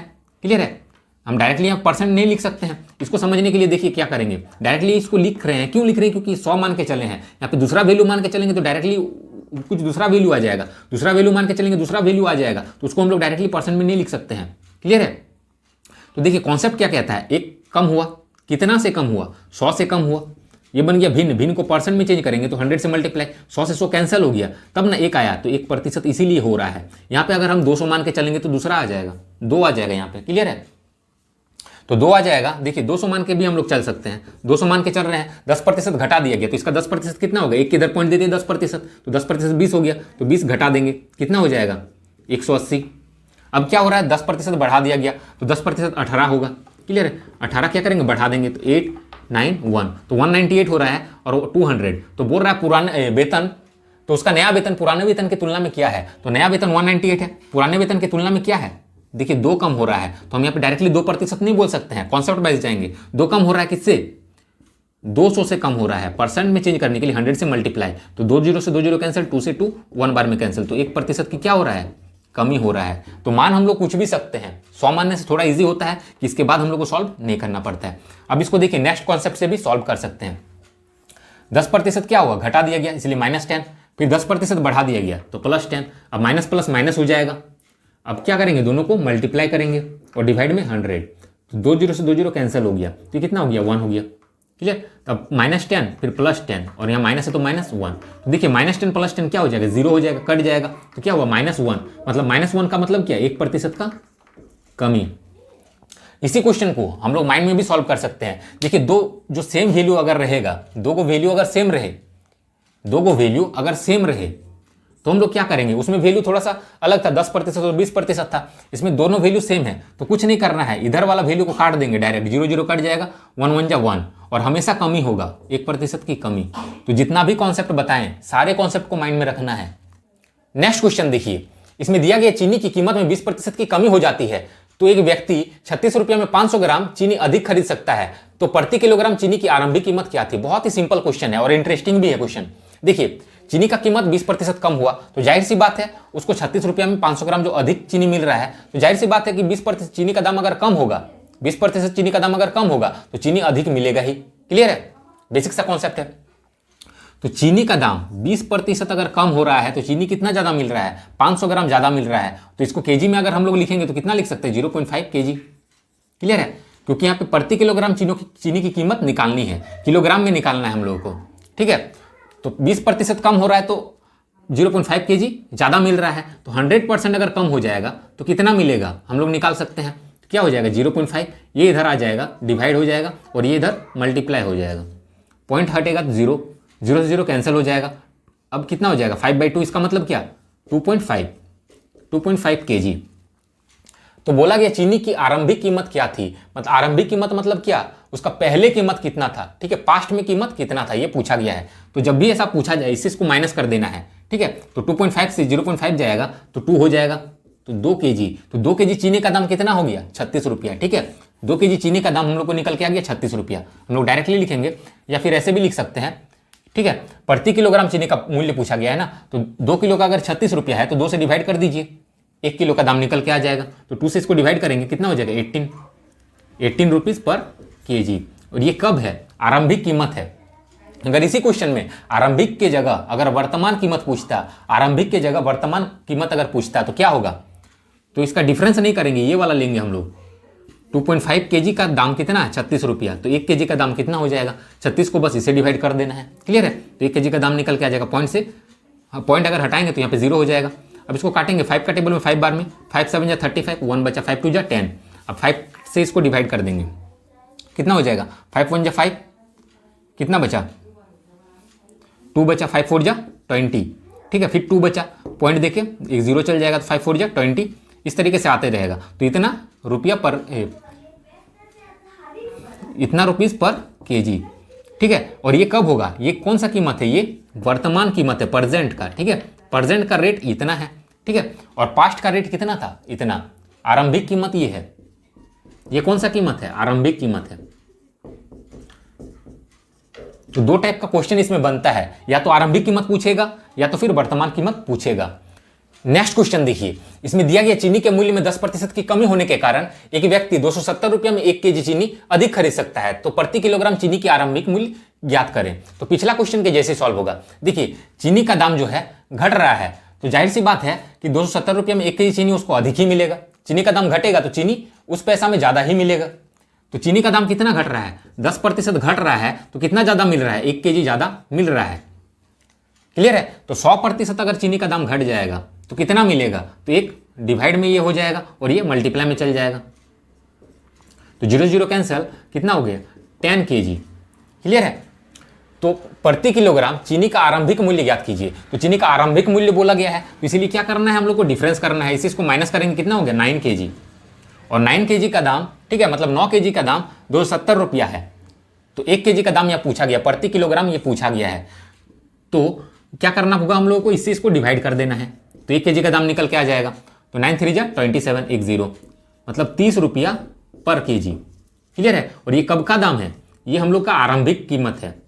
ये कब का कीमत है, आरंभिक कीमत है। अगर वर्तमान कीमत पूछता तो क्या करते, डिफरेंस नहीं करके डायरेक्ट इससे डिवाइड करते। तो 270 डिवाइडेड बाई 10, तो कितना हो जाएगा 27। और ये कब का कीमत होगा, तो ये वर्तमान कीमत होगा, क्लियर है। नेक्स्ट क्वेश्चन देखिए, इसमें दिया गया जब एक साइकिल की कीमत में 20% की कमी होती है तब बिक्री में 20% की वृद्धि होती है, तो कुल राजस्व पर क्या प्रभाव पड़ेगा, क्लियर है। तो कुछ इफेक्ट पड़ रहा है, जाहिर सी बात है दाम क्या हो रहा है, साइकिल का दाम कम हो रहा है, तो जाहिर सी बात है दाम अगर कम होगा कोई भी चीज का तो उसका बिक्री बढ़ जाता है।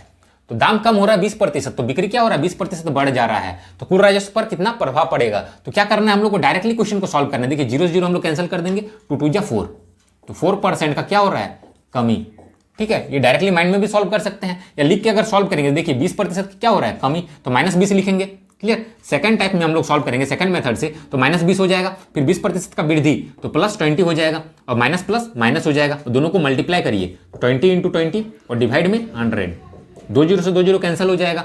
अब कितना -20 + 20, अब -2 2 जा 4, तो ये कट जाएगा, कितना हो गया -4, यानी कि 4% का कमी। और यहीं से, ठीक है, इसी प्रोसेस से ये वाला कॉन्सेप्ट निकल के आता है। कैसे, देखिए दोनों एक ही वैल्यू है तो ये तो कट जा रहा है ना, दोनों जब एक ही वैल्यू है तो यहाँ पे कट जा रहा है, तो बस क्या हो रहा है 0 से 0 हट के डायरेक्टली मल्टीप्लाई हो रहा है।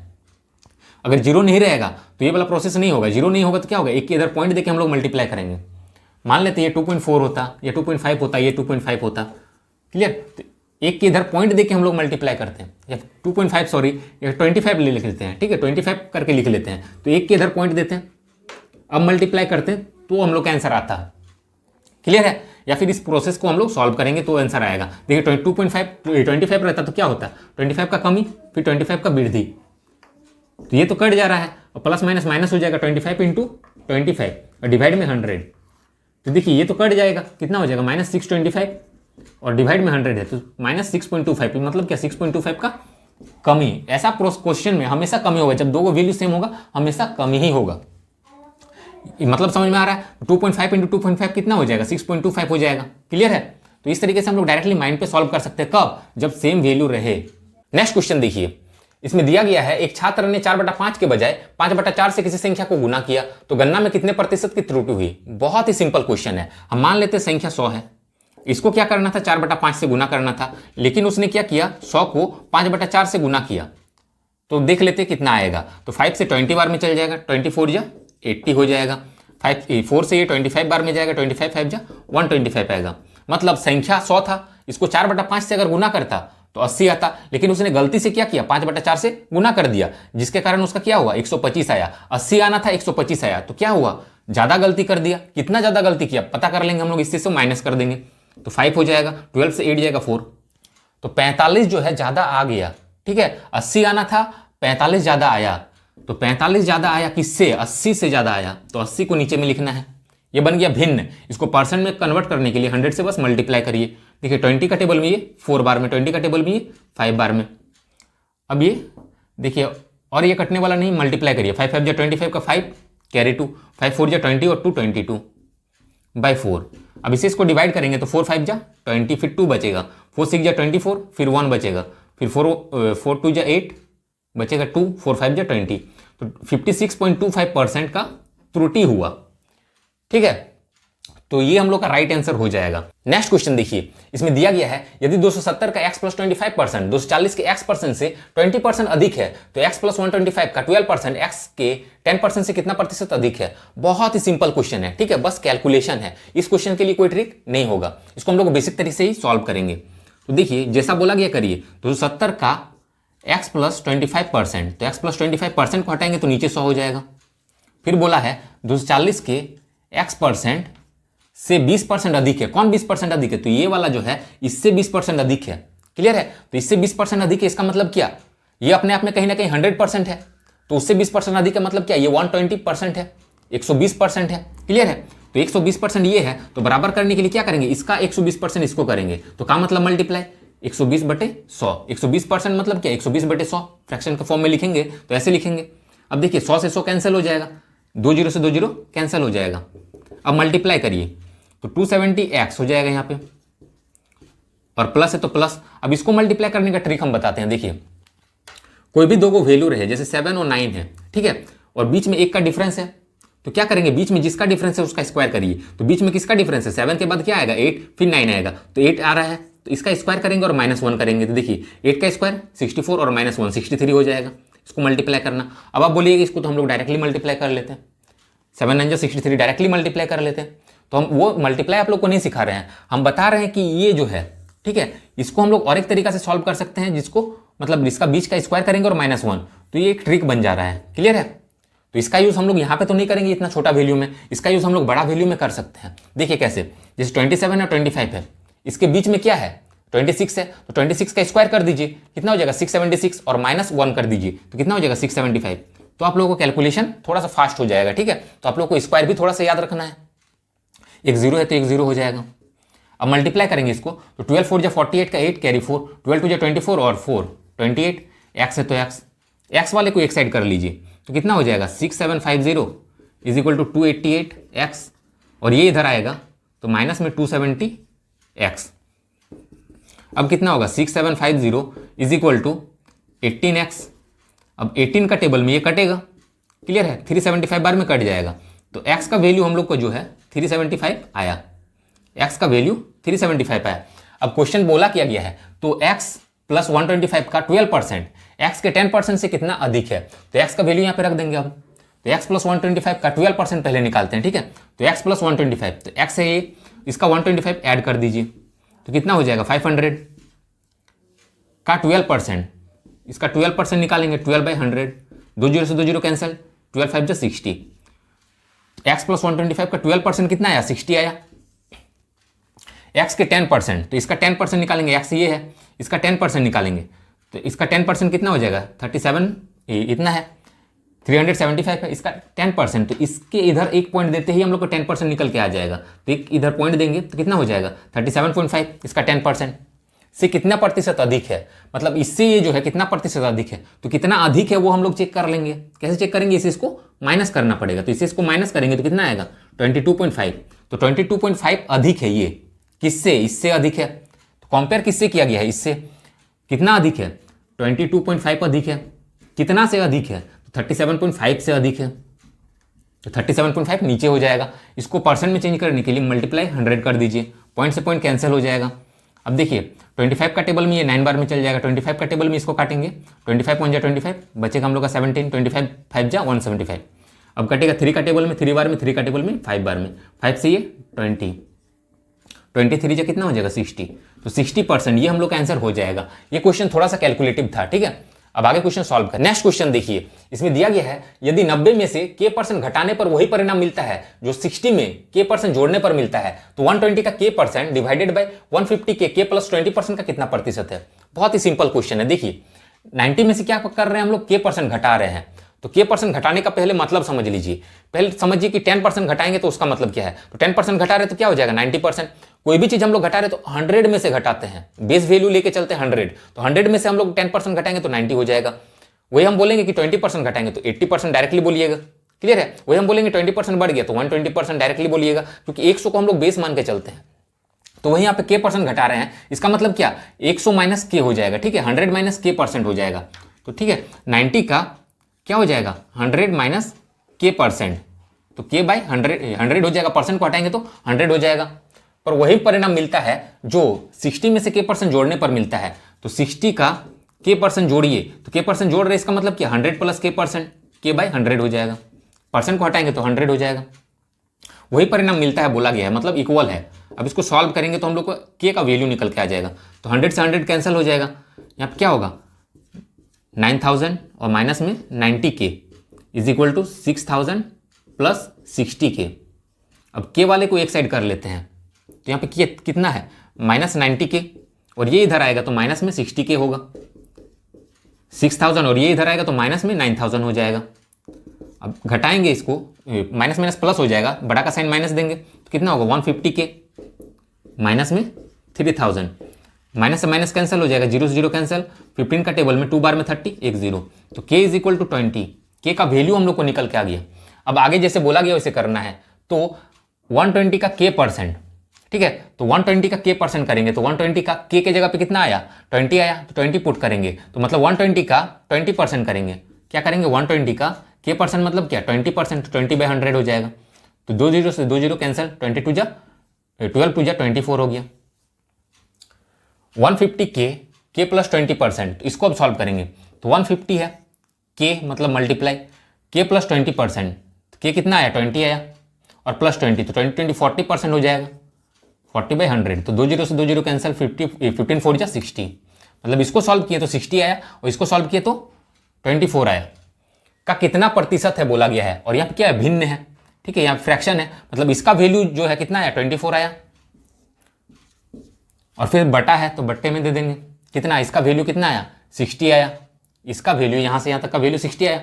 का कितना प्रतिशत है बोला गया है, तो इसको परसेंट में चेंज करने के लिए क्या करना पड़ेगा 100 से मल्टीप्लाई करना पड़ेगा, तो देखिए कट जाएगा, 0 0 कैंसिल हो जाएगा, 6 का टेबल में ये 4 बार में 4 × 10 कितना हो जाएगा 40, तो 40% ये हम लोग का आंसर हो जाएगा।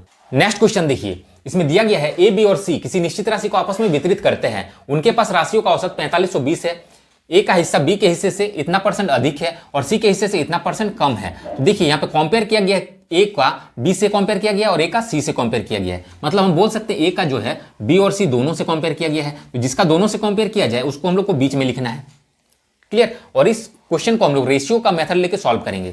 तो देखिए बोला गया ए का हिस्सा बी के हिस्से से इतना % अधिक है, तो बी को हम लोग कुछ मानेंगे और ऐसा वैल्यू मानेंगे कि इसका इतना % निकालना आसान हो। तो कैसे होगा वो, तो देखिए मिक्स्ड फ्रैक्शन के फॉर्म में है, तो नीचे में 3 है, नीचे में 3 है, तो ऐसा वैल्यू हम लोग मानेंगे जो 3 से डिवाइड हो, तो 3 से डिवाइड होने वाला 300 है, तो इसको हम लोग 300 मान लेंगे। सबसे ईजी तरीका यही है। देखिए अब सॉल्व करिए, ए का हिस्सा बी के हिस्से से इतना % अधिक है, तो बी के हिस्से से इतना % निकालेंगे और ऐड कर देंगे, तो बी का हिस्सा इतना है, इसका इतना % निकालेंगे। ये मिक्स्ड फ्रैक्शन है, इसको सिंपल फ्रैक्शन में कन्वर्ट करिए तो कितना हो जाएगा 32/3 हो जाएगा, और परसेंट को हटाएंगे तो नीचे में 100 हो जाएगा, 0 से 0 कैंसिल हो जाएगा, 3 से 3 कैंसिल हो जाएगा, मतलब 32। ए जो है इससे क्या है 32 ज़्यादा है, तो कितना हो जाएगा 332। यहाँ तक कोई दिक्कत नहीं है।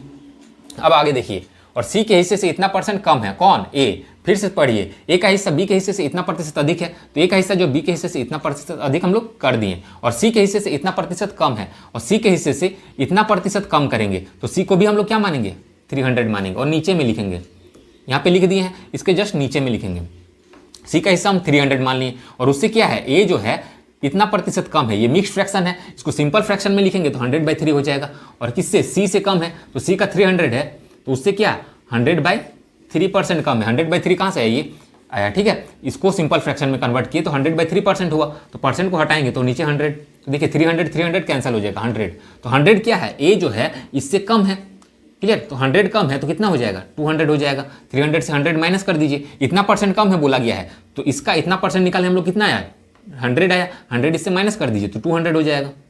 ये बन गया रेशियो। अब देखिए ट्रिक को अच्छे से समझिए, क्योंकि ये ट्रिक आप लोगों को रेशियो चैप्टर में काफ़ी हेल्प करेगा। अब देखिए, इससे इसको मल्टीप्लाई करेंगे, फिर इससे इसको मल्टीप्लाई करेंगे, फिर इससे इसको मल्टीप्लाई करेंगे, कुछ करना नहीं है ज़्यादा, ऐसे ऐसे ऐसे दागी दे देना है जैसे हम दिए। अब इस दागी का मतलब क्या है, इससे इसको मल्टीप्लाई करिए तो 3 2 जा 6 हो जाएगा, 2 0 इधर 2 0 इधर, 4 0 हो जाएगा। फिर रेशियो, फिर इसे इसको मल्टीप्लाई करेंगे, इस दागी का मतलब क्या है, ये दोनों को मल्टीप्लाई करेंगे तो 2 2 जा 4, 2 3 जा 6 और 2 3 जा 6, 2 0 है तो 2 0। फिर रेशियो, फिर इसे इसको मल्टीप्लाई करेंगे, इस दागी का मतलब क्या है, दोनों को मल्टीप्लाई, तो 3 2 जा 6, फिर 3 3 जा 9 और 3 3 जा 9, 2 0 है तो 2 0। अब देखिए रेशियो तीनों का मिल गया, बी का ये है, ए का ये है और सी का ये रेशियो है। रेशियो को चाहे तो हम लोग यहाँ पे छोटा कर सकते हैं, तो हम बहुत ज़्यादा छोटा नहीं करेंगे, बस 0 को हटा देते हैं, तो 2 0 2 0 और 2 0 कैंसिल हो गया। अब रेशियो ये है। अब क्वेश्चन को ध्यान से और एक बार पढ़ेंगे, ए बी और सी किसी निश्चित राशि को आपस में वितरित करते हैं, उनके पास राशियों का औसत जो है 4520 है, तो राशियों का औसत जो है कितना है 4520 है, ये राशियों का औसत है। तो औसत मतलब होता है कि जितना जन रहता है उससे मल्टीप्लाई कर देते हैं तो हम लोग का योगफल निकल के आ जाता है। औसत से योगफल कैसे निकालते हैं, जितना जन है उससे बस मल्टीप्लाई करना है। तो यहाँ पे 3 जन है, ए बी और सी 3 जन है, तो 3 जन से मतलब 3 से इसको मल्टीप्लाई करेंगे तो तीनों का योगफल निकल के आ जाएगा। वही यहाँ पे 4 जन का अगर औसत दिया रहता है, उनके राशियों का औसत इतना है, अगर लेकिन 4 जन रहता तो 4 से मल्टीप्लाई करते तो उसका योगफल निकल के आएगा, ठीक है। लेकिन यहाँ पे 3 जन है तो 3 से मल्टीप्लाई करते इन लोगों का योगफल निकल के आ जाएगा। तो मल्टीप्लाई करिए, 3 0 0 हो जाएगा, 3 2 जा 6, 3 5 जा 15 का 5 कैरी 1, 3 4 जा 12 और 1 13, तो इतना इन लोगों का योगफल आया। और संख्या कितना है, मतलब संख्या का रेशियो ये है, इसी रेशियो में इसको डिवाइड करना है, तो योगफल ये है, तो ये तीनों को ऐड करिए और डिवाइड करिए तो एक हिस्सा हम लोग को निकल के आएगा। तीनों को ऐड करके डिवाइड करेंगे तो एक हिस्सा निकल के आएगा, ठीक है। इतना जो आया ये टोटल है तीनों को मिला के, तो तीनों को ऐड करिए कितना हो जाएगा, 6 और 4 10 और 0 है तो 10 का 0 कैरी 1 हो गया, तो 6 और 1 7, 7 और 9 16 का 6 कैरी 1 कितना हुआ 6 6 12, 12 और इधर 9 और उधर 1 10, 12 और 10 कितना हो गया 22, मतलब इतना हो गया। अब 0 0 कैंसिल हो जाएगा। अब इसे इसको काटेंगे, ठीक है, तो इसके काटेंगे कैंसिल करेंगे, 6 बार में कैंसिल हो जाएगा, तो 6 आया, एक हिस्सा हम लोग को निकल के आ गया, ठीक है, एक हिस्सा 6 निकल के आ गया। तो बोला गया बी का हिस्सा, तो बी ये है, इसका रेशियो ये है, बस इससे मल्टीप्लाई कर दीजिए। जिसका पूछा जाएगा हिस्सा बस उससे ये वाला मल्टीप्लाई करना है। एक हिस्सा का वैल्यू इतना आया तो 600 का कितना होगा, बस 6 से मल्टीप्लाई कितना हो जाएगा, 6 6 जा 36 और 2 को 0, ये हम लोग का आंसर हो जाएगा। अगर यही पूछता ए का हिस्सा क्या है तो 6 को इससे मल्टीप्लाई कर देते हैं, अगर सी का हिस्सा पूछता तो 6 को इससे मल्टीप्लाई कर देते हैं। क्लियर है। अब आगे क्वेश्चन सॉल्व करेंगे। नेक्स्ट क्वेश्चन देखिए, इसमें दिया गया एक मकड़ी 1 घंटे में एक पोल का 62.5% ऊंचाई तक चढ़ती है और अगले घंटे में वह शेष ऊंचाई का इतना प्रतिशत चढ़ जाती है। यदि पोल की ऊंचाई 192 मीटर है तो दूसरे घंटे में चढ़ी गई ऊंचाई ज्ञात करें। बहुत ही सिंपल क्वेश्चन है, एक लाइन में सॉल्व होगा। देखिए पोल का ऊंचाई दिया गया 192 मीटर और इसका कितना चढ़ रहा है, 62.5% ऊंचाई तक चढ़ती है और अगले घंटे में शेष ऊंचाई का इतना प्रतिशत चढ़ रही है। तो शेष ऊंचाई बचेगा कितना परसेंट में, देखिए इतना प्रतिशत अगर चढ़ जाएगा, क्वेश्चन को समझिए, 100% टोटल है, ऊंचाई 192 मीटर है, लेकिन ये अपने आप में कितना है 100% है। 100% में से 62.5% क्या हो रहा है, वो चढ़ जा रहा है, तो शेष कितना बचेगा, 100% में से 62.5% को घटा दीजिए तो बचेगा कितना 37.5%। और इतना शेष बचा तो किसका शेष, इतना का इतना प्रतिशत हो जाएगा, ठीक है। तब हम लोग को शेष वैल्यू निकल के आ जाएगा, इतना का इतना प्रतिशत शेष बचा तो 192 का इतना प्रतिशत हम लोग निकाल देंगे तो ये कैलकुलेशन से निकल के आ जाएगा। क्लियर। ये हम लोग का क्या निकला, शेष निकला। अब बोला है शेष ऊंचाई का 12.5% चढ़ जाती है, शेष ऊंचाई इतना होगा। अब इसका 12.5% क्या हो रहा है, चढ़ जा रहा है, तो इतना का 12.5% और निकाल दीजिए, तो 12.5%। परसेंट को हटाएंगे तो नीचे 100 होगा। क्लियर है? क्वेश्चन समझिए, कोई भी वैल्यू अपने आप में 100% होता है, तो पोल का ऊंचाई इतना दिया हुआ है, लेकिन ये अपने आप में 100% है। अब 100 में से इतना चढ़ जा रहा है, 62.5% चढ़ जा रहा है, तो बचेगा कितना, 37.5%। तो इतना का 37.5% निकालेंगे, मतलब इतना हम लोग निकालेंगे, इतना सॉल्व करेंगे, तो हम लोग का क्या आएगा, शेष वैल्यू निकल के आ जाएगा, शेष ऊंचाई निकल के आ जाएगा। अब शेष ऊंचाई का इतना प्रतिशत चढ़ जाता है, शेष ऊंचाई इतना है, का मतलब क्या होता है, मल्टीप्लाई, और इतना मतलब क्या, इतना चढ़ जाता है, तो इसको हम लोग लिखेंगे कितना, 12.5%, और 12.5% को फ्रैक्शन के फॉर्म में लिखेंगे तो कितना होगा, 12.5/100। इतना समझ में आया? अब बस सॉल्व करिए, आंसर आ जाएगा। पॉइंट हटेगा 1 0, पॉइंट हटेगा 1 0। 25 का टेबल में 5 बार में 25 4 जा 100 और एक 0 है। 5 का टेबल में 8 बार में 40। अब देखिए 25 का टेबल में काटिए, 25 1 जा 25, बचेगा 17 तो 175। 25 का टेबल में 5 बार में 175, 25 का टेबल में 4 बार में 100 और एक 0। फिर 5 का टेबल में काटिए, 5 3 जा 15, 5 8 जा 40। अब 8 का टेबल में ये काटेंगे, ठीक है, तो 8 2 जा 16, 3 बचा, 8 4 जा 32। 8 का टेबल में काटिए, 8 3 जा 24, तो कितना हुआ, 3 3 जा 9, तो 9 मीटर ये हम लोग का आंसर हो जाएगा। क्लियर है?